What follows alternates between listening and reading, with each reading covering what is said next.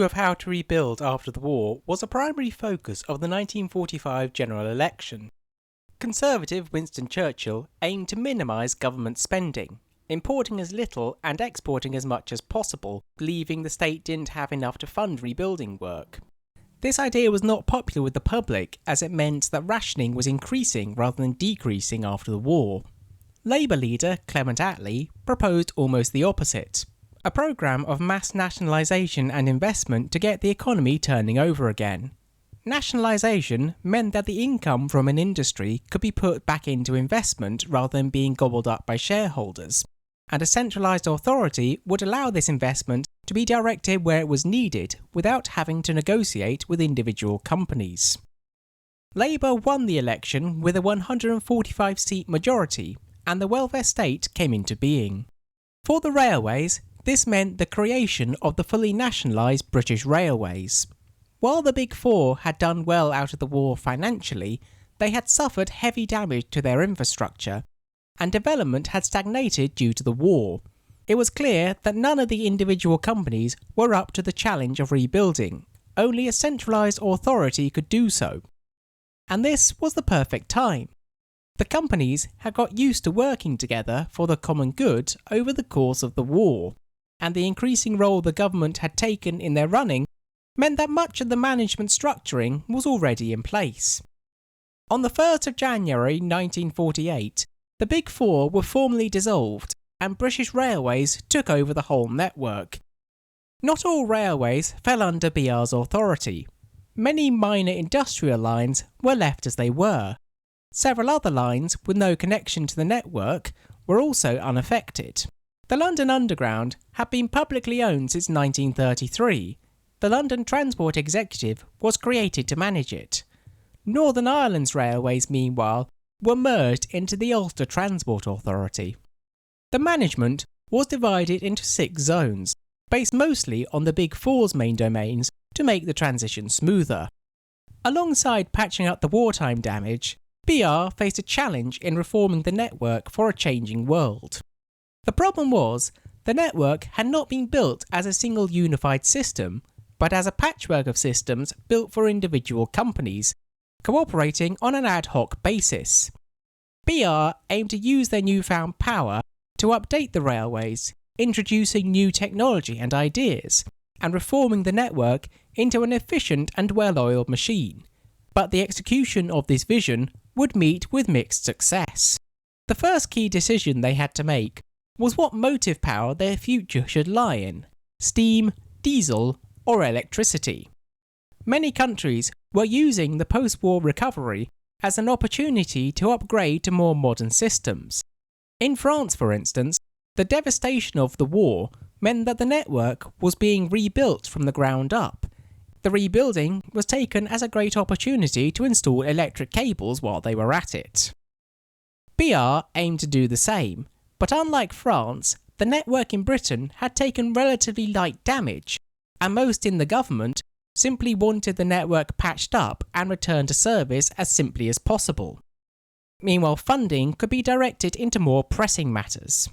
Electrifying everything would take time and investment that was simply not forthcoming. Full electrification was still some way off. BR could have filled the gap with diesel, but they initially chose not to for 2 reasons. The first problem was they had too few diesels to start from. Besides railcars and shunters, BR had just 2 mainline diesels in 1948, compared to 20,000 steam engines. Switching between the two would require a long transition period, in which fuel and support would have to be provided for both systems, which would be expensive, and it was something BR were keen to avoid. The second problem was that oil needed to be imported, and Britain lacked the currencies required to purchase it en masse. Coal, on the other hand, could be mined within the country. Plus, keeping coal miners in employment was considered crucial to the economy. And so, BR chose to stick with steam, at least until the lines could be electrified in full, whereupon coal would naturally be used to produce the electricity. Nonetheless, something would need to be done about their locomotives. There were more than 400 classes of steam engine running on the main lines in 1948, some dating back as far as the 1870s, and they were becoming increasingly complicated to maintain. Engineer Robert Riddles was assigned the task of streamlining the system down to a smaller number of classes. He decided what was needed was a new range of steam engines, designed to keep steam running up until the end of the 20th century, thus providing time for electrification. Riddles performed trials with the best of the Big Four stock all over the country, and selected the best features from each to go in his new engines. As there were no rival companies to compete with, BR would have no need of the flair of the Big Four's engines. This new range of machines would be built with simplicity and practicality in mind. Features such as streamlining and multi-stage expansion were done away with, effectively sacrificing high-speed performance in favour of ease of maintenance. As much as possible, these new designs will be built from a standardised set of interchangeable parts to make it easier to provide spares. However, many question the wisdom of this, as BR's new line did not supplant the earlier engines, so workshops now needed to supply yet another set of parts. Riddles' tests had shown that the Big Four designs were capable of doing the job anywhere in the country, so it may have been more practical to simply expand on the best of them. Some have suggested that Riddles, as a steam enthusiast, simply wanted to get his own designs out there before steam inevitably came to an end.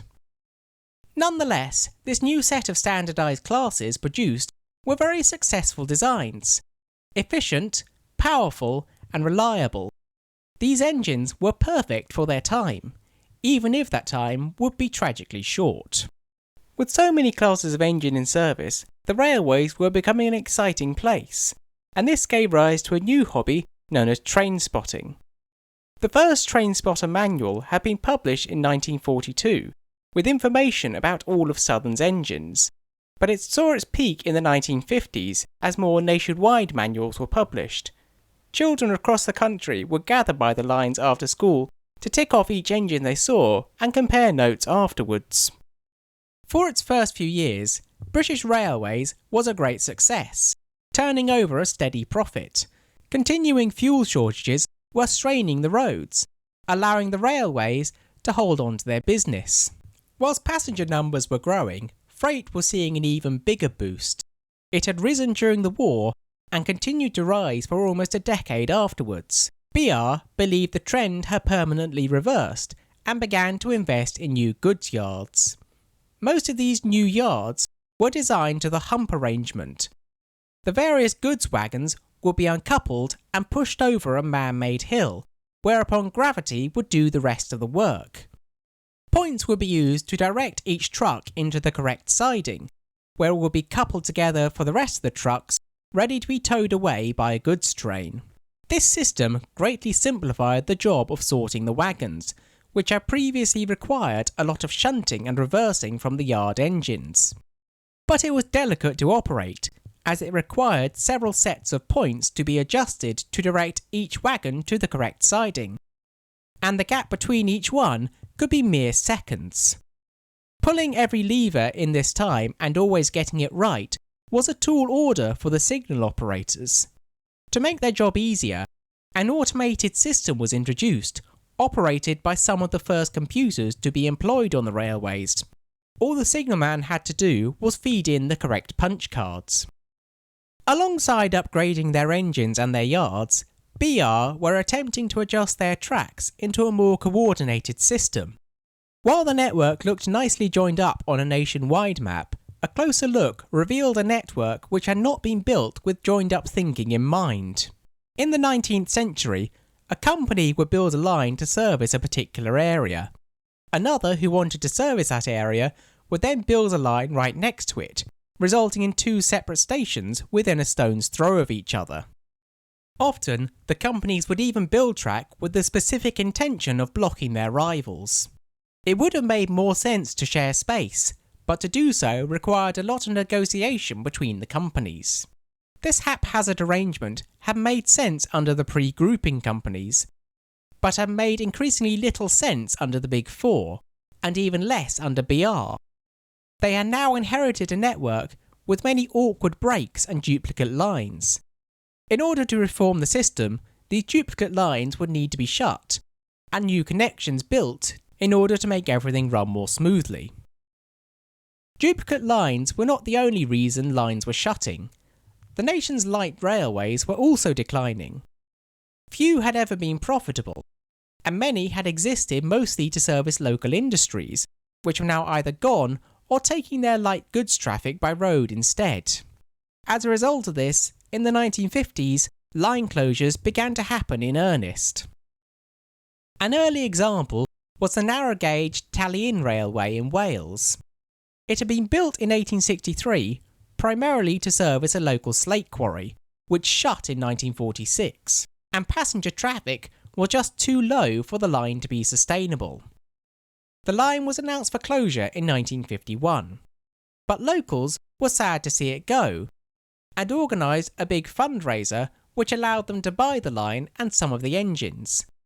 They began to run infrequent services, staffed entirely by volunteers, during the holiday-making seasons, where tourists could take a ride on the train.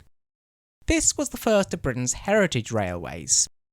In the decades to follow, many of Britain's branch lines would be saved from demolition in the same way. This era also saw two of the worst rail disasters in British history, eclipsed only by Quintin's Hill in terms of body count. In 1952, a commuter train was waiting in the platform at Harrow and Wiltston when a delayed express train came speeding up to the station. On the approach, the express had passed through 3 sets of signals set to danger, but they had not even slowed down. As neither driver nor fireman survived the crash, we will never know why they did not stop. The express smashed into the back of the local train, smashing several carriages to pieces and derailing several more. And this was just as another express was passing through along the neighbouring line. This created a multi-train pile-up and threw wreckage all over the station. 13 carriages in total were crushed into a pile of wreckage. In the end, 112 people died and 340 were injured. 1957 saw the Lewisham crash. An electric train was stopped at a signal under a bridge, but due to thick fog, the following train did not spot the signals further up the line and smashed into the rear of it. This destroyed several coaches and threw out wreckage which knocked out a key support column in the bridge, bringing it down on top of them. 90 people were killed and 173 injured. The common factor in both these disasters was missed signals, and it led to a widespread implementation of automatic signalling, made easier by the nationalised network. An electromagnet was placed between the tracks, which would be activated on a danger signal. As a train passed over, it would activate a similar magnet on the underside, activating a system that would switch on a light in the driver's cab and sound a bell to alert them further. If the driver took no action, the brakes would apply automatically. BR's honeymoon period came to an abrupt end in 1954, when a cheap source of imported oil was found. Road traffic began to rise sharply, sapping business away from the railways once more. The welfare state had also boosted the prospects of Britain's lower classes. Now everyone could afford to buy their own car, and increasing numbers chose to do so. It also provided workers with the opportunity to seek more meaningful employment. Heavy industry was no longer attractive to them, in particular filthy exhausting jobs such as coal mining. This caused the price of coal to rise sharply as the price of oil was dropping. But more alarming was a shortage of recruits willing to work on steam engines. And steam engines were very labour intensive. Proposals were drawn up for systems and technology to ease the workload, such as designs for automatic coal feeders, which would eliminate the need for stokers. But a thorough analysis showed that this would not fill the employment gap, nor cut the running costs sufficiently. Steam had become unsustainable, and full electrification was still decades away. BR needed diesels fast. Diesels showed many advantages over steam. Whereas a steam train needed preparation time in the morning to heat up the boilers, Diesels could be started with the turn of a key. They could be driven by a single driver and were much simpler to operate. Diesels were cheaper and simpler to build and maintain. They were also faster and more energy efficient than similar steam classes. Romance surrounding steam aside, there was no longer any reason to hold on to steam power. The 1955 Modernisation Plan aimed to revive BR's fortunes with an investment of £1.2 billion to upgrade their infrastructure into a profit-making industry. The plan had 6 main points: widespread electrification of principal lines in the eastern region, Kent, Birmingham and central Scotland, new coaches and freight wagons to make the experience more attractive to passengers, widespread replacement of steam engines with diesel, upgrades to signalling equipment to allow for smoother running, closure of unnecessary duplicate lines, and the construction of new goods marshalling yards. In some of these aims, BR were largely successful, but all of this was overshadowed by their failures where it came to dieselisation. For largely political reasons, it was decided that the diesels should be wholly homegrown, designed, supplied, tested and manufactured all within the country. While this was done with the aim of boosting Britain's industry, it meant that a crucial job was being given to people with no experience in the field, and forced to start from scratch, rather than building off tried and tested designs from abroad. Their other unfortunate decision was to give each region the responsibility of developing their own line of diesels. This was intended to act as a pilot scheme. The design teams in each region would design 5 classes of diesel, which varied depending on power output. Small numbers would be built and trialled in service. The best design in each category would be selected for mass production. But as BR's annual losses mounted, the management became impatient and ordered that all the designs should be put into mass production straight away. This despite the fact that many of them had not even reached their prototype stage. The net result was 26 new classes of diesel engine, all of which had been rushed through development. Their flaws soon became apparent, and the maintenance teams struggled to handle so many new classes at once. The British public got used to the sight of these brand new diesels breaking down and having to be towed back to the repair yards by the steam engines they were supposed to be replacing. Far from simplifying BR's infrastructure, the diesels only added to the chaos and the cost, and the aim of phasing out the steam engines was made more difficult by the fact that they continued rolling off the production lines for another 5 years after the dieselisation plan was announced. In a further blow to BR's fortunes, road haulage was growing once more, and rail freight was still choked by the Common Carriers Act, which required them to take anything on a first-come, first-served basis, regardless of profitability.